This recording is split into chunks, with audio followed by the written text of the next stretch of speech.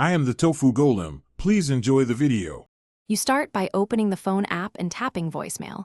This gives you direct access to saved messages. If visual voicemail is active, you'll see a list. If not, enter your voicemail PIN as required by your carrier. Make sure you're on a cellular or Wi-Fi connection because the list loads from your carrier. Once your messages appear, identify the message you want to delete and prepare to swipe or tap the options icon to remove it. You can remove one message quickly by swiping left on it and tapping delete. That sends it to the deleted messages folder with visual voicemail.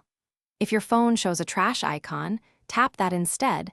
This performs the same action. Make sure you listen briefly or check the timestamp so you're deleting the intended message.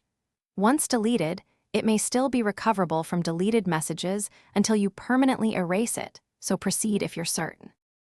To permanently remove voicemails, open deleted messages at the bottom and tap Clear All, then Delete to free space.